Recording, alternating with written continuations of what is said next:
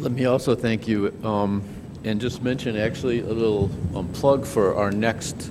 roundtable in September will actually be a workshop like this on health and all policies, and we have a planning committee beginning to work early next week to get that going. So that'll build on that idea. So it looks like we've got Steve on Skype. At least I can see him, and you can't quite yet. So before we break for lunch, it's my real pleasure to bring to us via Skype, because Steve was unable to be here today, finishing up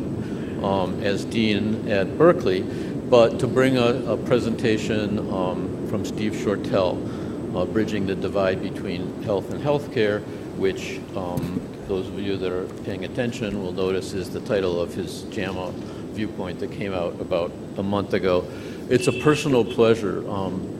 for me to be able to introduce Steve to you, because we were colleagues and friends going back a long way. When he did a lot of his work, early work at the University of Chicago and Northwestern, we would occasionally meet in Milwaukee for a Brewers game, and so we've had a lot, as well as some academic pursuits. So Steve is Dean of the School of Public Health at Berkeley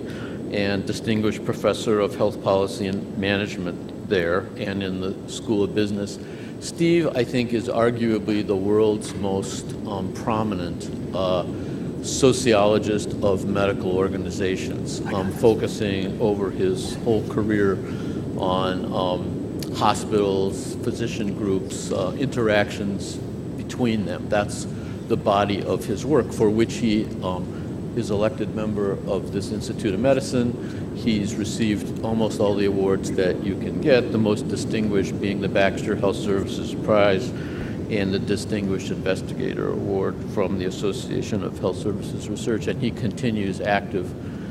in that work. I actually got to know him in the late 80s and early 90s when actually he was having a phase where he was actually involved in the evaluation of some of the early healthy communities movement and the community care organizations. And I just wanted to, because of this introduction, I wanted to mention to you a paper that he may not even remember, but in 1992 he wrote a paper in Health Affairs called A Model for State Health Reform, and in it he proposed the idea